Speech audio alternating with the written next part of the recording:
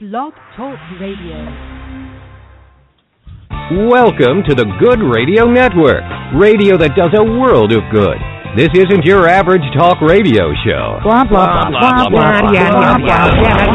We're blasting away the old tried and not so true mold.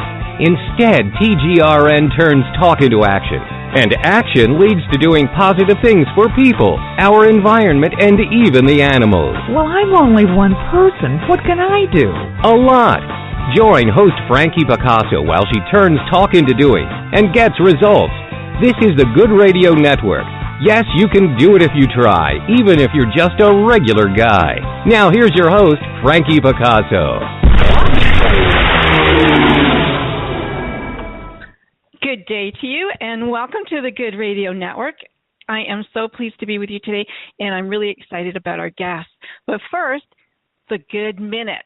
So how about Dog Day afternoon? In Calgary, the Calgary Parks Outdoor Committee puts together an amazing day. When they're just about to close their outdoor pools, they offer a fundraiser for the Humane Society where they allow you to bring your dogs for a swim in their pools. They get to frolic and fun and have barking and all kinds of great stuff. And they raise a whole bunch of money for the Calgary Humane Society.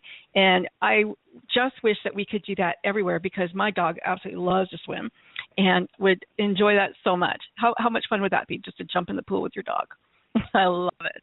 Well, today my show is for everybody really, but it would be of particular interest to nonprofits and volunteers alike.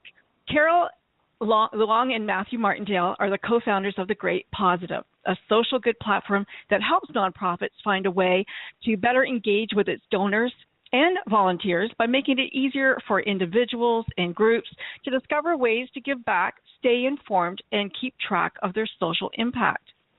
In fact, they're really making philanthropists in training, and I just absolutely love it. And their mission is to create a sustainable online, offline social giving ecosystem. And we're going to talk to them a little bit more about that. But first, Carol is a marketing and business development professional by trade, and she considers herself to be a dedicated philanthropist, first and foremost. She's been volunteering since the age of 12, and at that time she knew that it would be her lifelong mission to help others and improve the world, a hearty goal. Armed with an MBA, Carol was inspired to leverage technology to help all causes instead of a specific one. And so some of the highlights in her career include leading the product development of High Table, an online peer-to-peer community for CIOs, and leading the marketing for Moneo, a SaaS startup focused on location-based tax solutions. So after 17 years of volunteering and 7 years of business experience, Carol is continuing now to live out her lifelong passion by building Great Positive to help amplify giving. Love it. And Matthew is also a passionate entrepreneur with a long-time fascination with how we can use technology to improve people's lives and their communities without getting in the way of human nature and the desire to live a life offline. So his journey became serious while spending time in Columbus, Ohio, building CBusser, an online to offline social network that brought like-minded locals together around the concept that a greater community starts with openness to discover and meet new people. He sold CBusser and decided to join 2U, a leader in online education technology, as a front-end focused engineer, and eventually he became the senior UX/UI director before resigning to start Great Positive a few months ago. So he has nearly 15 years of web tech and UX/UI design experience. And Matthew, as he co-founded Great Positive, he also is looking for ways to simplify the way that people communicate, collaborate, and give within their communities. So, the question really is, Matthew and Carol, how did you guys hook up? I can see, how this meshing of great minds, but how did you meet? Well, first off, thank you so much for having us on this show. We're so grateful for the opportunity and very humbled by it. But such a good starting off question. Matthew, do you have any inputs on how we met? Do you want to share a story?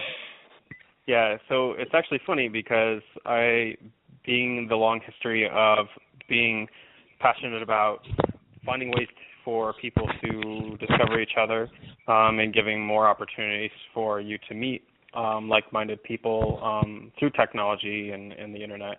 It's becoming more and more common. Carol and I actually met online, and over I think the first few months since we met, we had several discussions about this sort of concept of great positive and some of the early ideas. And I think through those discussions, we started finding things that we kept coming back to that really, I think, sparked the most energy in us, and it went on to lead to us starting Great Positive.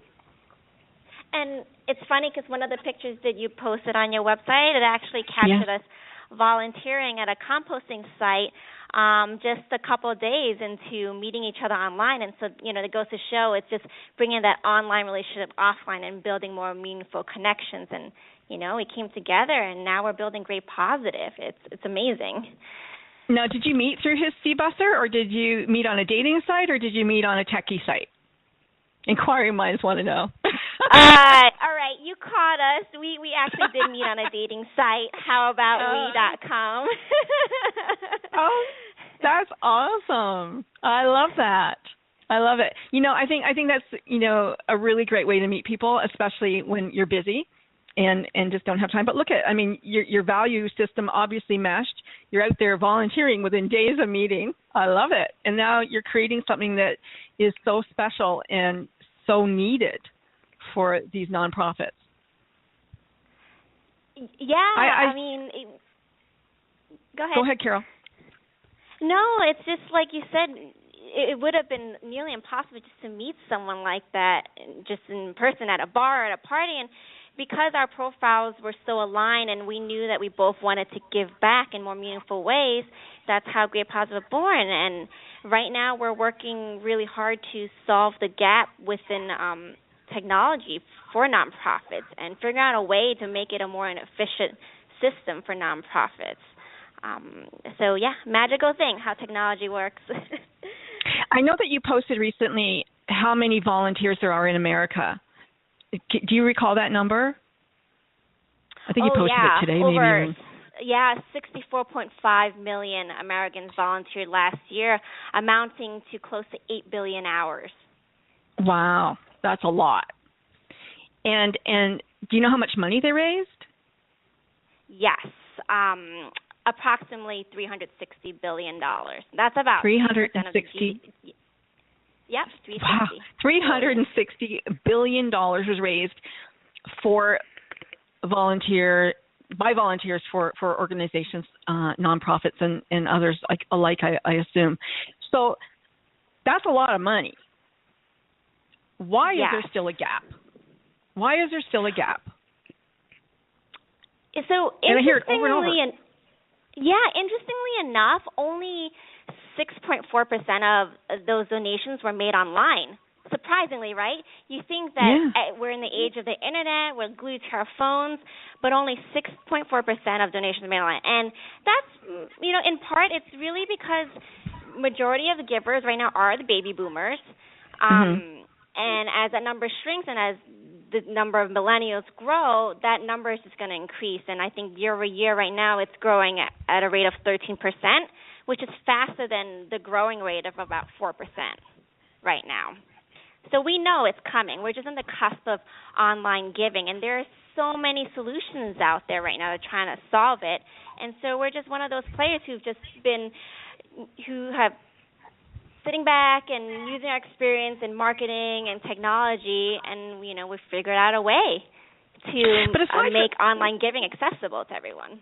Right, but aside from the online portion of that, it's still a lot of money that was collected and given out to organizations, and the gap still exists that more money is always needed.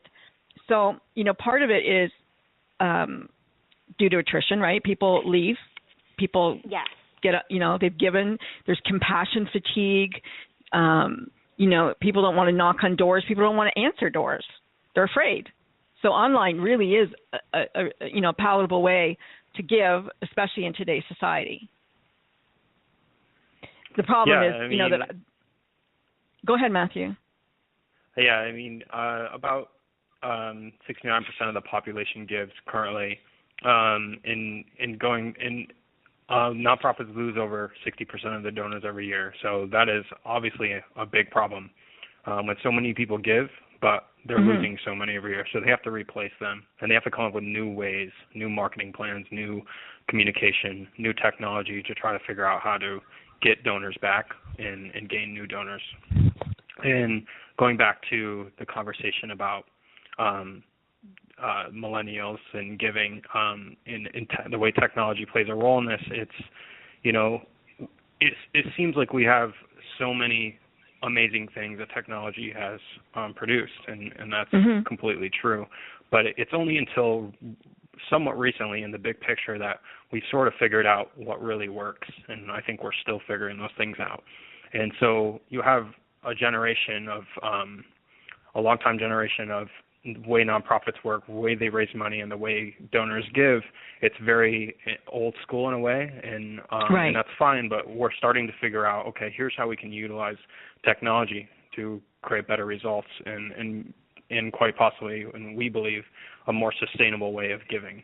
And that's through technology and through everything that we've learned, and closing a feedback loop that nonprofits a lot of times struggle to maintain because they don't have additional resources all the time to compete with all the high-tech companies that are attracting all the marketing people, all the tech people, all the other brilliant people that are able to accomplish and results and storytelling, all those things. So we really believe that with technology and providing several tools for nonprofits to benefit from, they can kind of take a step back and really do what they do best.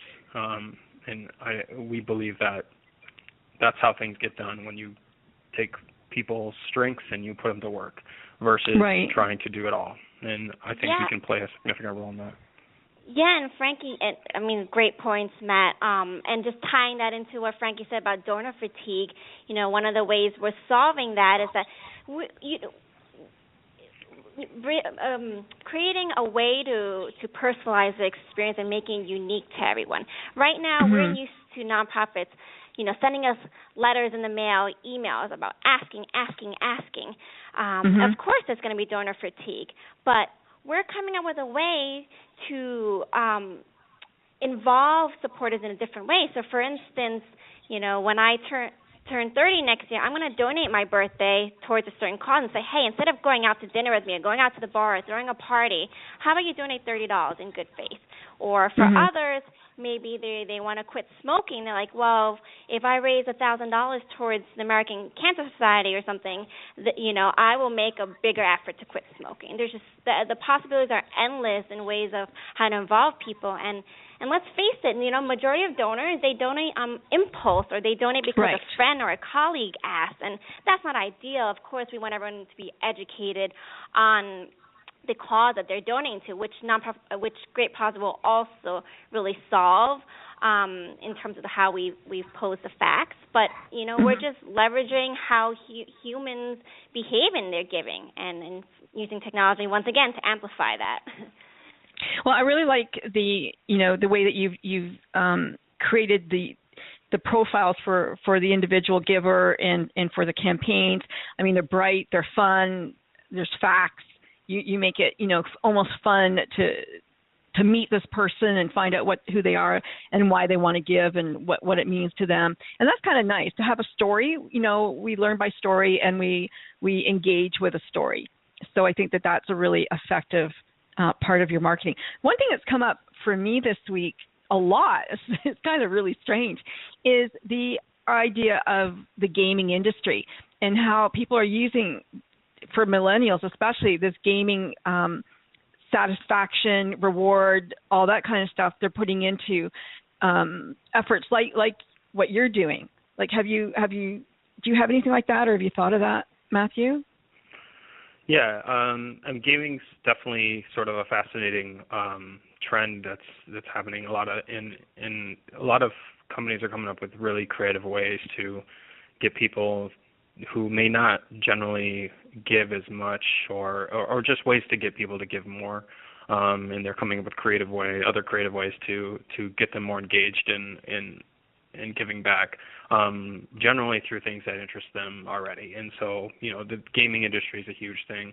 So if you can tie gaming to giving back, you're going to get results. And I think there are a lot of niche ways you can accomplish things like that.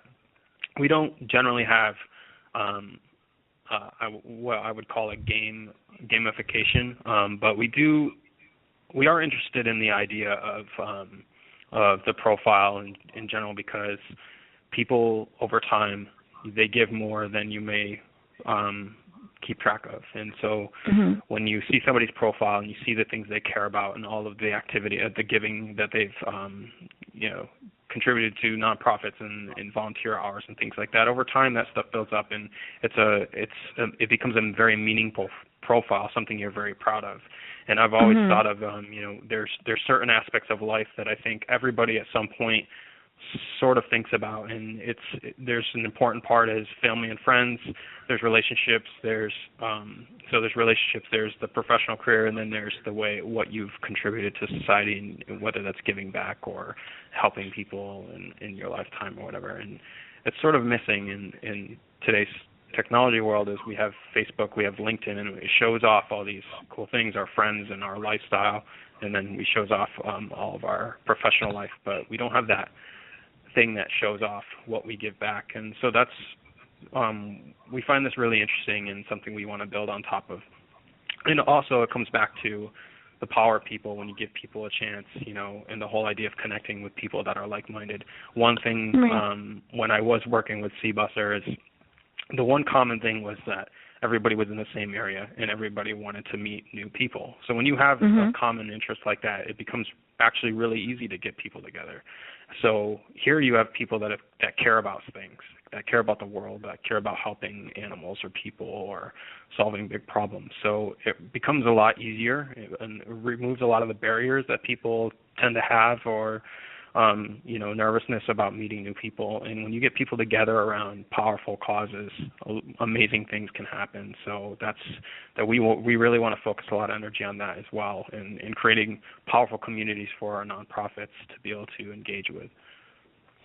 Yeah, I'm wondering. Matt brought up Sorry, Carol. Go ahead.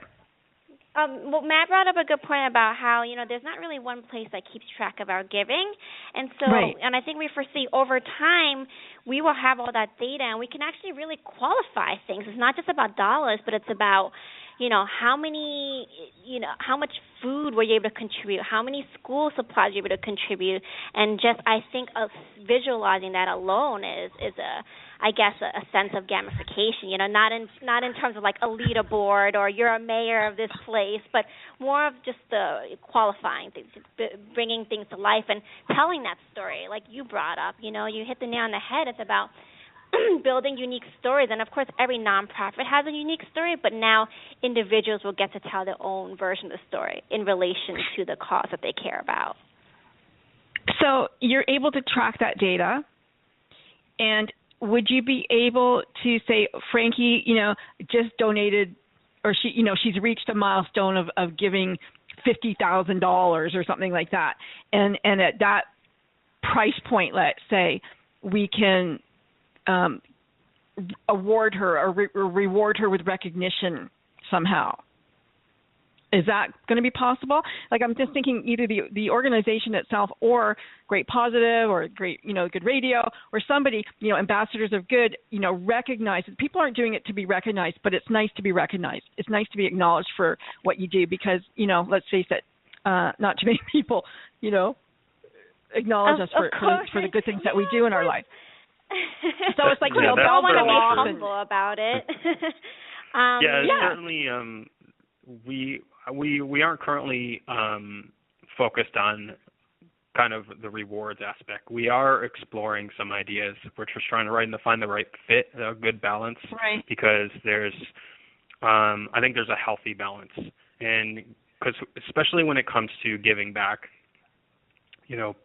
people tend to be like, they want people to know that they're giving back because they never know who they're going to influence, but they're really uncomfortable with the idea of being kind of a showboat about it. Right.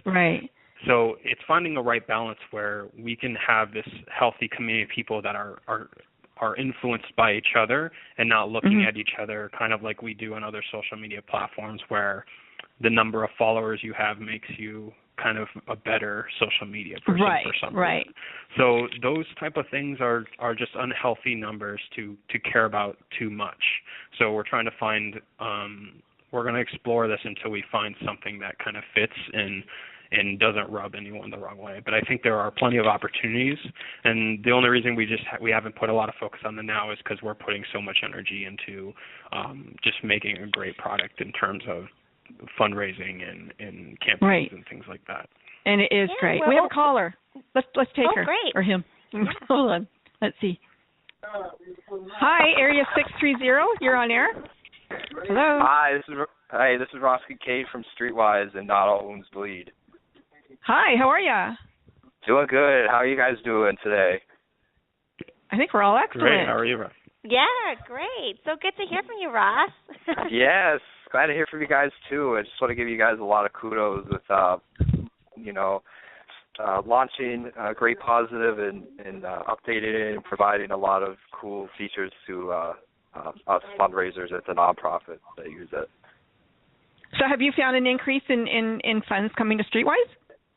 Yes. Right now we're kind of working on it. I just got access to it. But for Not All Wounds Bleed, we have found that there has been an increase in terms of the funds, in terms of outreach too, even though we're very small and new. And we expect the same with Streetwise being a larger organization, more established within the Chicago area. But we're just rolling through it right now, and we're also testing new CRM and things like that too. But we're very excited to move forward with it.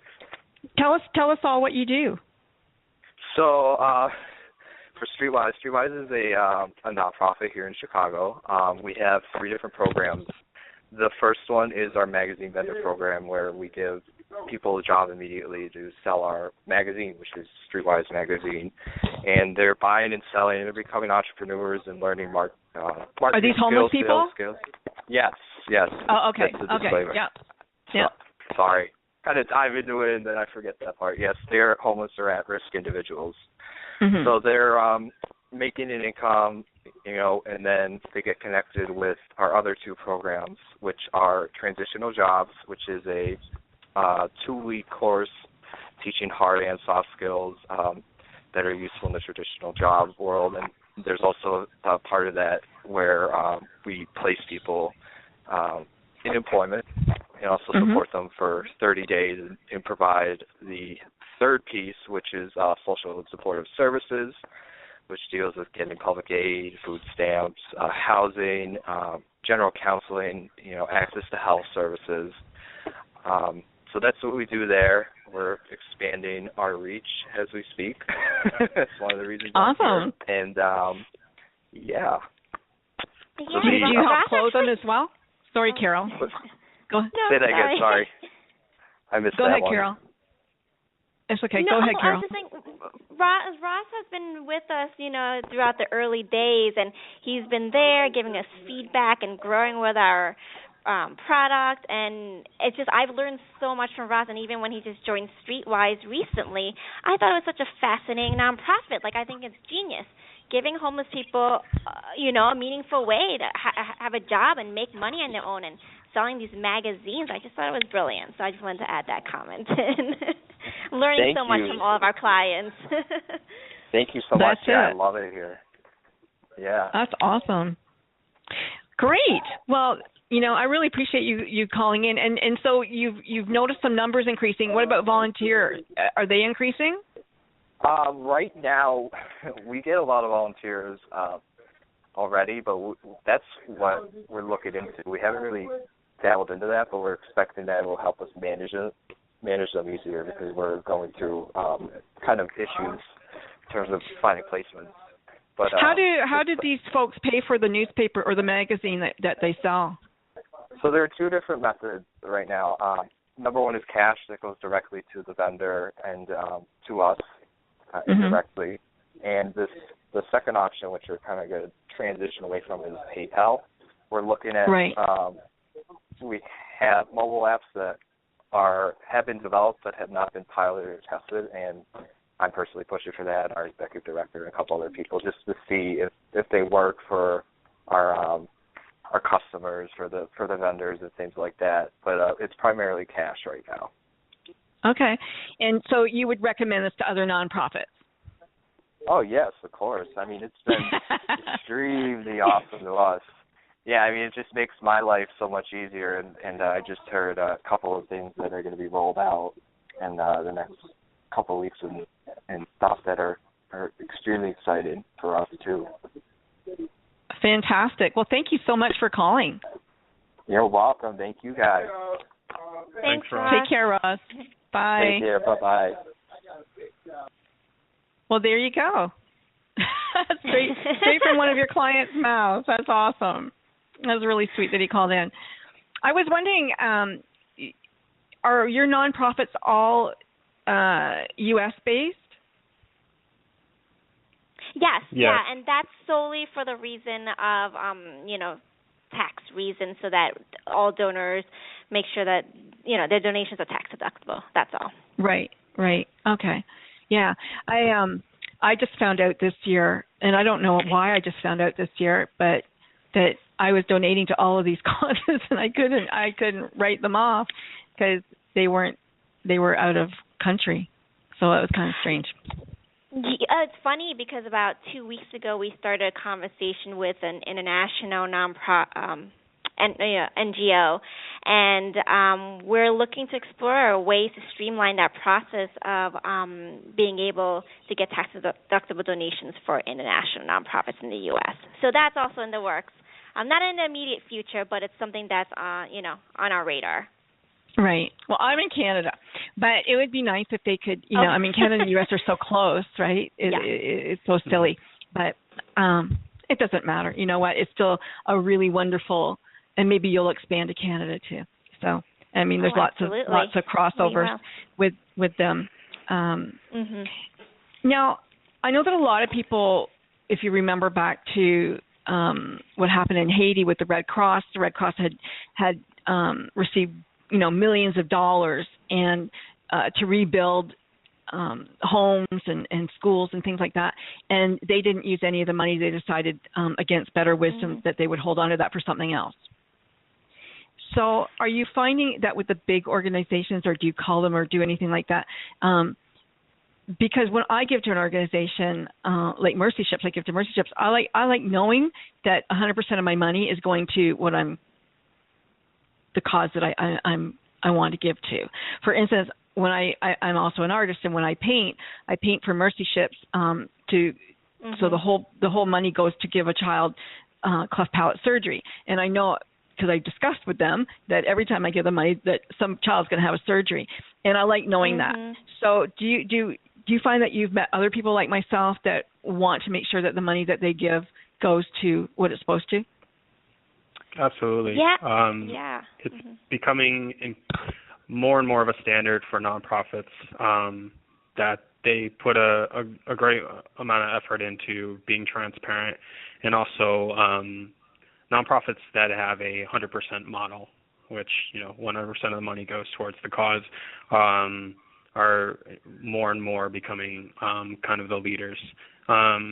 It's a tough one because so many people that put in their work day to day to make causes, to make nonprofits function and make results actually happen.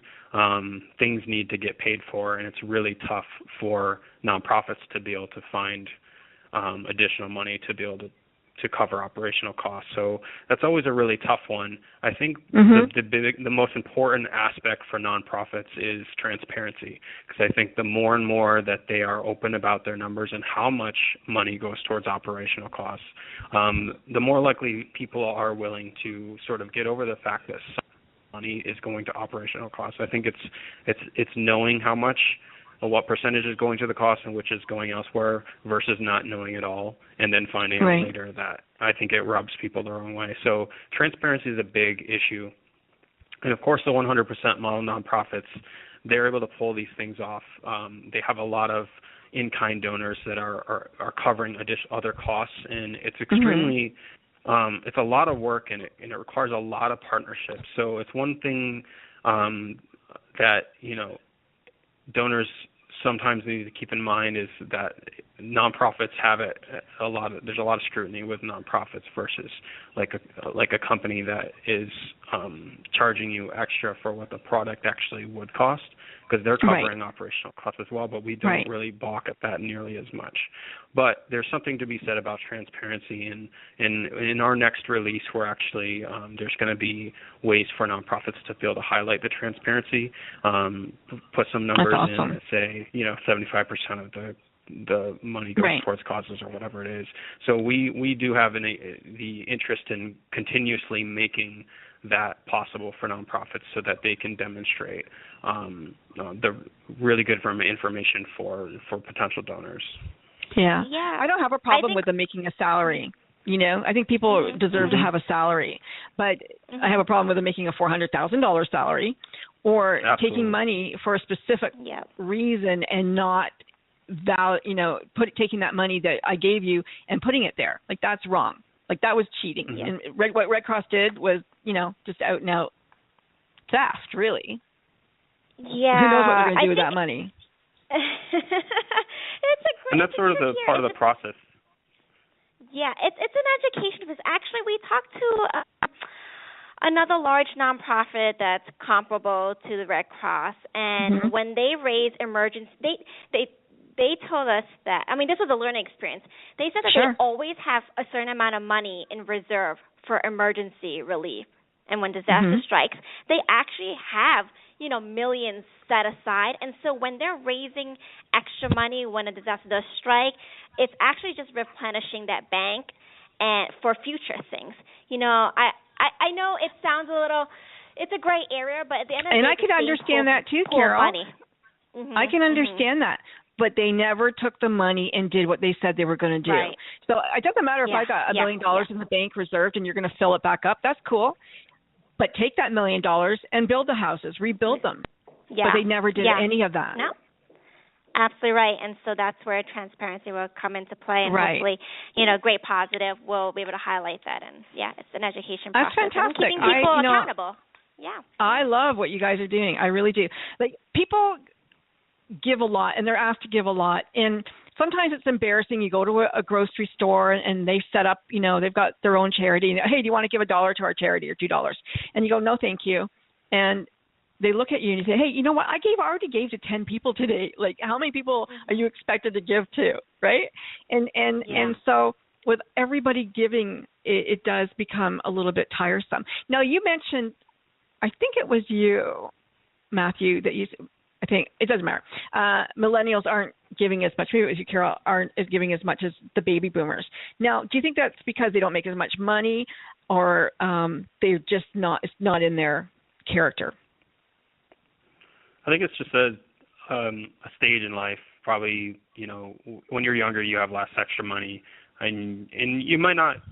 I think more and more millennials are actually becoming more and more emotionally engaged in causes and caring way more than I ever used to when I was their age, like or high school, just after high school and things like that. I think the intentions are there and everything like that. I think it's probably just a different time in life. I think when you're older and you have more resources, you're settled down, and you're probably, I think, looking back at life a little differently. You're trying to just have an impact the way you can and lead by example, because the youth, that's how they learn to be more compassionate and give back and things like that. The increase is happening though. Millennials are giving way more digitally than baby boomers are, so they're sort of proving the future of giving. And I also think there's different levels of giving. There's the financial giving, and then there's also donating time. And a lot of young kids are out there getting dirty and donating their time, and also with the way technology is now, and we have the social networks, and people have large audiences. It's one thing to give $100, but if you're also on top of that generating another $500, which is what the average individual fundraising campaign, right around $500, it's generating. So if you donate $25, people know that you care about a cause and you're giving to it as well, and you raise another $500, the increase in that impact is great. So it's not about the individual dollar amount. It's about what that does, and again, that's where we really want to have an impact is show people that it's when you donate $25, it goes a long way. It might only seem like a small amount, but it ends up being $500. It ends up being $1,000, and in some people's cases, it becomes massive campaigns that are wildly successful. So that's the big thing: is these small things add up, and we want to help people. One, show them that these things add up and they're having a much bigger influence than they thought they would, and plus be able to show that we're generating a lot more money. One of the things I did in my past career was I was with government, and I was influencing those 40 hours of volunteer time that high school students have to do, and here in Canada, and I think they have to do it in the U.S. too. I'm not sure how many hours they do, but there's a component to graduating that you must volunteer in the community. Do you have that? Did you have that when you went to school? I personally, did. I think we had to volunteer about 10 hours a school year at minimum. And it was a really fulfilling experience, but I don't think that's a mandate within all high schools in the U.S. Okay. Yeah, we have 40 hours. No? Okay. Yeah, and it was interesting because there's so many I think that there's so many different volunteer opportunities out there other than just picking up trash at the side of a road that people don't know about.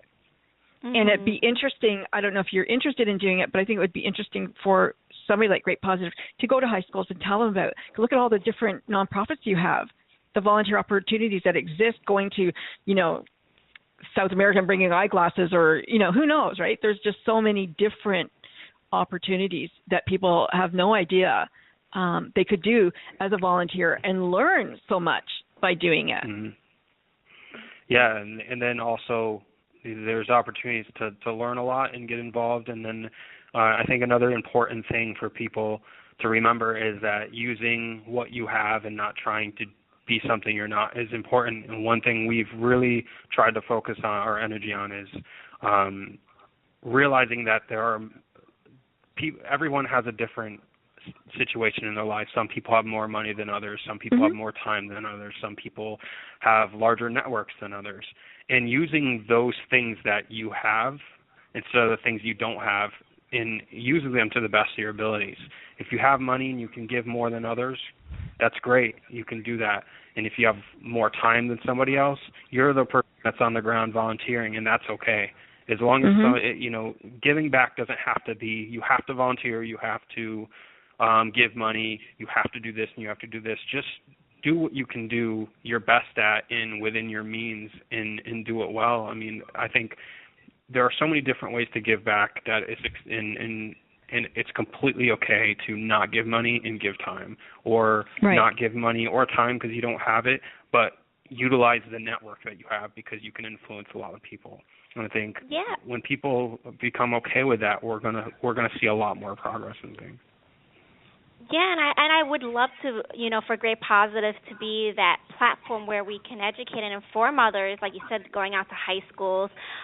There are so many sources out there right now that do highlight these different giving opportunities. Like, coming from New York City, not everyone knows that there's a New York City service app that highlights all the different ways to give back within the city every day, or Volunteer Match, is another great organization, or Catch a Fire leverages your professional experience to help nonprofits, because it's not about just, picking up trash on the side or going to soup kitchens. You could, if you're a marketer or if you're a lawyer, you can really give your pro bono services.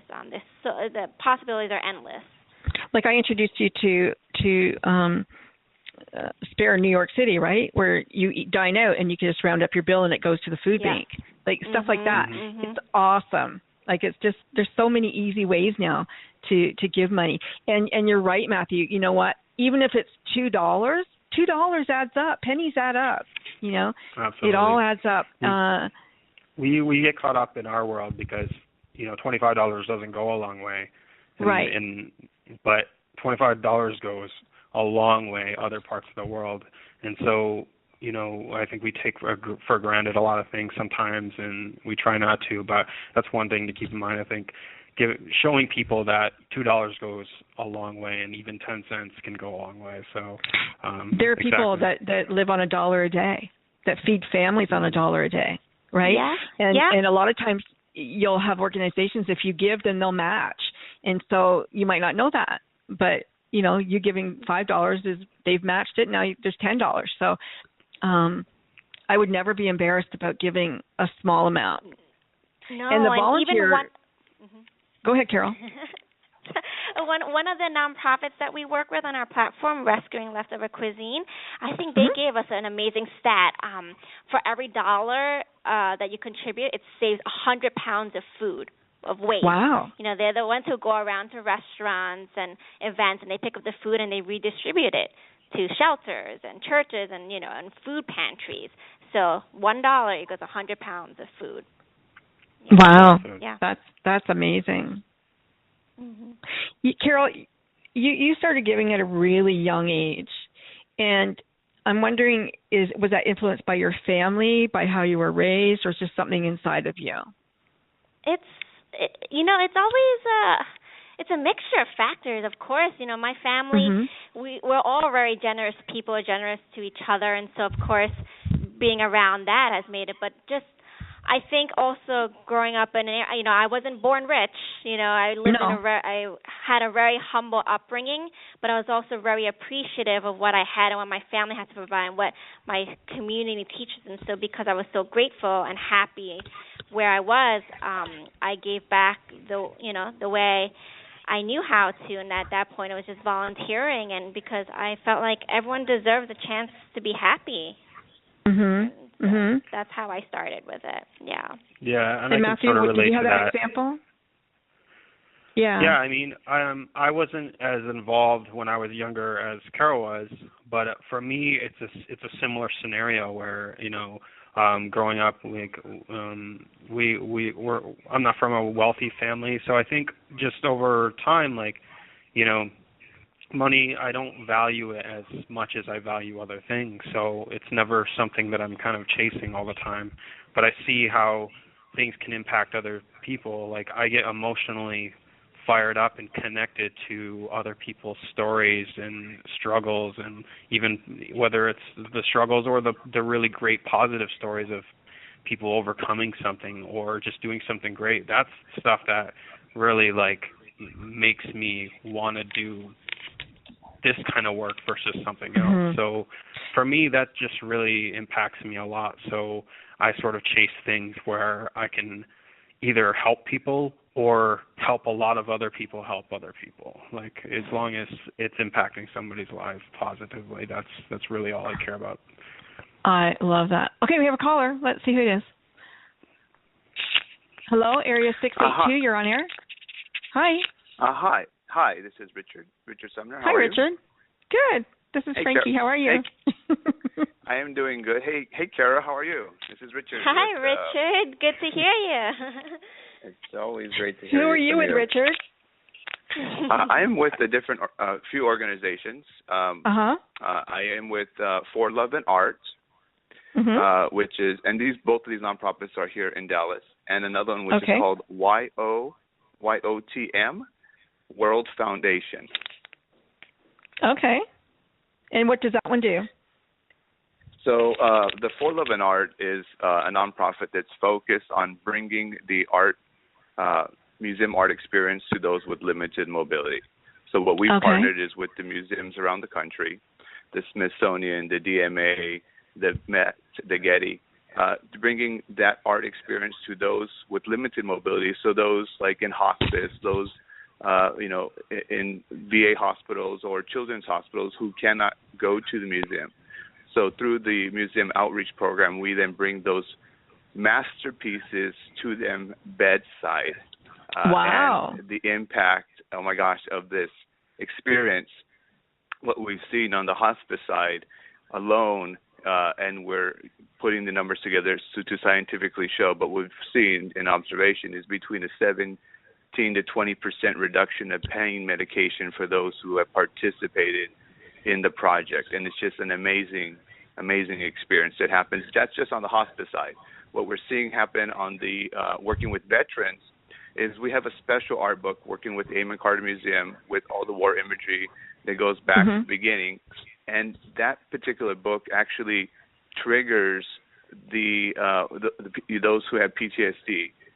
And what it does is, it's amazing because working with special therapists is it unlocks the barriers that are there that prevent people from actually recovering, because that everything is really suppressed. And so that's just amazing what we're seeing there. And then kids, it's amazing as well. Art therapy is a very big thing that's taking off. And if you've ever been to Austin, there's the Dells Children's Hospital. It's amazing. We call it the museum by day, hospital by night, but with the artwork and with the children, and they get to, they're drawing, and we take this imagery and we incorporate it working with the museum artwork, and it really just allows for recovery. You could say it's a rapid recovery in that sense. But this is what's happening with on the art side of things. That's really, well, talking to an artist, so I love that. Okay. And tell us about the other one, the YOTM. So YOTM World Foundation is a completely different side of the spectrum. It works with children in inner city communities, those who are more likely to kind of take the same path. They've grown up. All they know is guns. They know drugs. They know crime, and what they've seen, they're going to kind of repeat that same pattern. A lot of them have never, their parents' parents have never graduated from high school or college. So working with them is we help them. Our focus is to provide mentorship and leadership with people who are in the community, so that they can kind of look forward and look to them to see, okay, this is somebody I've seen them be successful. So now it's opening up their view, because they have a limited view. They only know what success looks like, And and we also use basketball or sports, you can say, to kind of help these kids. And a lot of people love basketball. We're very fortunate enough, and members of the group who have association with professional basketball and football players. So what we do is we actually bring these sports figures with the kids to provide them that role model and say, oh my gosh, this is a professional basketball player. Like, what kind of opportunity is that? Even people who aren't in those situations would love that opportunity. So they get to play and they get to learn. And then if they want to continue being part of that program, they have to maintain, they got to stay out of trouble. They have to have specific good grades. And they have that straight and narrow path on what it takes to be successful. Because we believe that every child can be successful irrespective of the circumstances. And if money or funding or anything is in that way, then we go and we get it taken care of. Nice. Richard, what age group are you working with these kids? These kids are between 4 and 17. Okay. And is this just in Dallas? We have started in Dallas, and we're growing outside of that. Now we're going to different communities. We've had people in California already start reaching out to us trying to say, hey, we have people, can they join your guys' program? So communities where there is people who are in similar situations, which happens to be all over the United States. Sure, and so absolutely. We're partnering. We've actually been working with some banks so that they can provide us facilities that are not being used anymore, where we can go into these areas, which is typically where it's at, and be able to then, make things happen. We're working with Sports Authority because they're huge on sports. Working with Carol. Carol is amazing. Oh, Carol has helped us so much with YOTM. Yeah, I wanted to ask you, when did you first meet Great Positive? I ran into Great Positive. I was on Twitter handling the social media. I saw something. I engaged. Me and Carol hit it off pretty quickly. And I have been recommending a number of nonprofits. I'm very associated big in the nonprofit space. That's what I do nowadays. I give back. I haven't been in it as long as Carol has, but I love giving back. I'm on the technology side. And with Carol, she has just been amazing to help the organizations grow. She helped us completely YOTM build the site from nothing into where it is today. Wow. And helps us on our social media, on our blogs, and it's been amazing working with her, and I continue to work with her like that. And so even have you the noticed team, an increase? Have you noticed an increase in your? Yeah. What Carol has been able to provide for us is really like if you saw the site, it's like YOTM World. I'm just going to your site right now.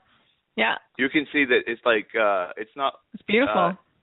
It's a beautiful site. It shows that hey, this is an organization that knows what they're doing.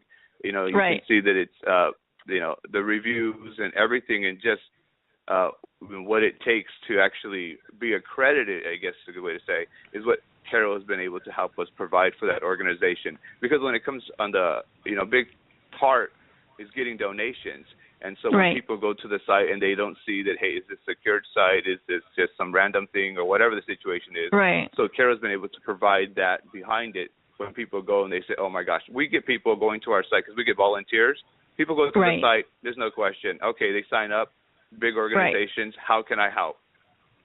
Yeah, it looks very professional. Just to clarify, he keeps using Carol and not Great Positives because through my work with Great Positive, I've been connecting with so many people and hearing these amazing stories that I'm actually giving back on the side and kind of just, so I help YOTM with their website a little bit, even though it's not in the core service of Great Positive.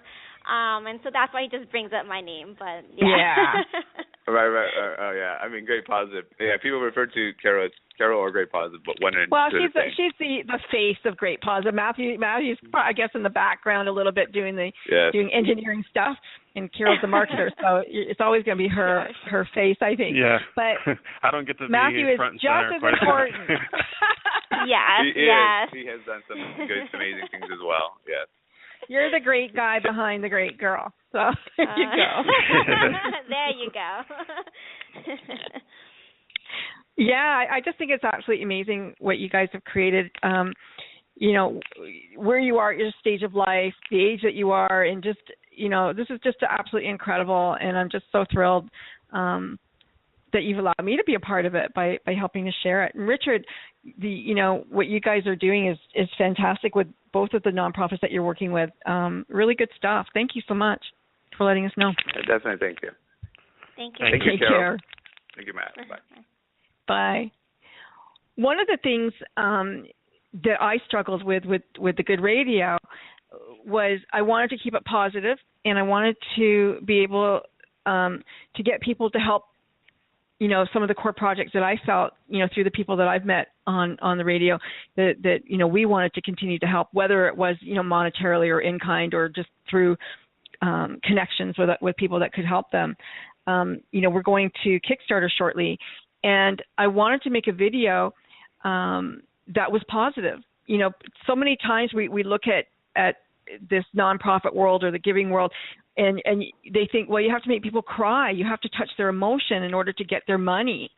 And I thought, I want to touch their emotion without making them cry. Maybe they can laugh and cry, but I wanted to change it because I don't want to see sad dogs and sad kids. I want to see people, the other side. They've come through it now. Here's the other side. They're happy, right? So are you thinking about that, or did you think about that too? Absolutely. I was actually just thinking about something similar as you were saying that. It's the whole idea of, we were talking about earlier about, it's okay if you're not giving money, but if you're volunteering, that's fine too. You're not a bad person if you can't give back as well. I mean, it's just too often we're caught up in all the negative aspects of life and also jumping to conclusions and judging people. Really, it's just when you get people thinking about good things, a lot of times those people end up doing good things eventually, whether it's tomorrow or even 5 years from now. And really, the positive impacts go a long way. On the news, we only hear about bad things when the rest of society and the world is doing amazing things, way more good than bad, and we're so focused on the bad all the time. And so, with your intention with the show, I think it's a great thing, because too often we're connected to the negative, and I know it pulls strings on people's hearts and gets people emotionally fired up, and they want to do something, but I've never witnessed that having any better of an impact than being positive and telling the great story. I'm influenced by people that are out there doing great things because I want to be like them.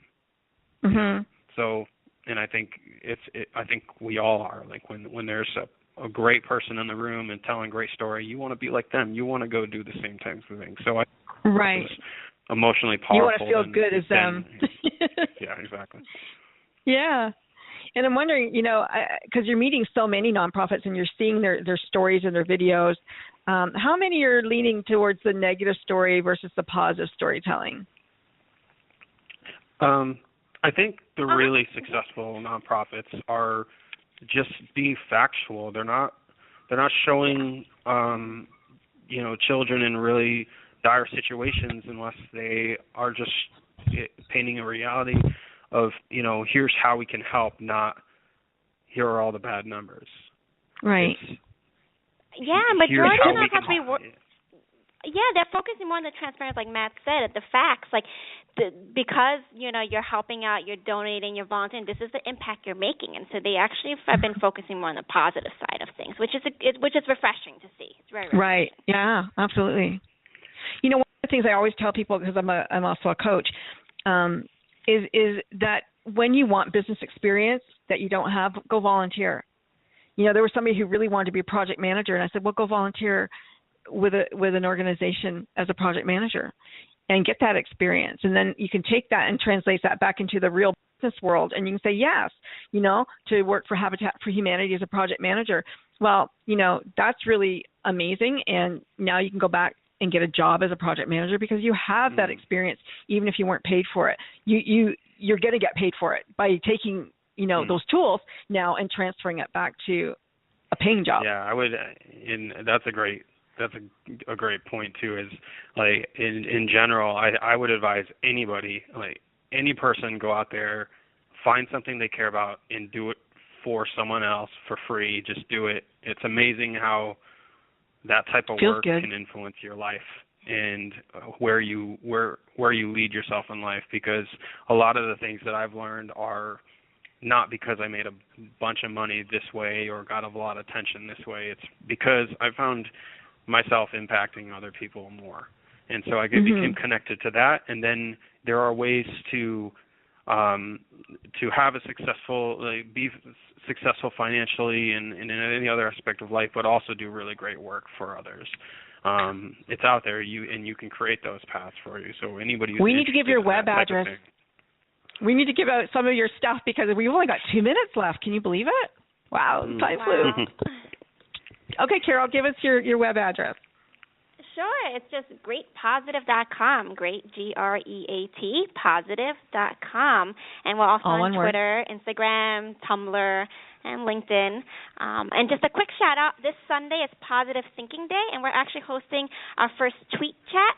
And the theme is turning positive thinking into positive action, which is why we were so excited to be on your show, because that's what you're all about. And I love your intro to the radio. It's everything we're about to. And so together we're going to make a big difference, I'm old, Frankie. Carol. I'm old. Yeah. What's a tweet chat? We got 90 seconds. Tell us what a tweet chat is real quick. A tweet chat, you go around, it's based around a hashtag, so it's Great Positive Chat, and people will chime in. We're going to ask a series of questions like, about the positive thinking and how they're giving back, and you join in conversation through Twitter. Yeah, that's it. Wow, it's just I love tweeting that. with a hashtag. Yep. Oh, and what time is that going to be at? 8 p.m. Eastern Time this Sunday. Okay, I'm going to try to remember that. Well, Carol Wong and Matthew Martindale, you guys are absolutely amazing. They are the co-founders and founders of The Great Positive. And if you are somebody who wishes to volunteer, or you are a nonprofit who wants to increase your funding and the impact that is happening or that you need to happen in your world, then definitely reach out to them, to The Great Positive, and get yourself on their website and sign up and get some, just the forms and everything that you guys create is absolutely amazing. I'm rushing because we got 20 seconds, and I know it's going to go boom, boom, boom, boom, boom. So thank you again so much for being my guest today. I love everything that you guys do, and I'm just so pleased and proud to know you.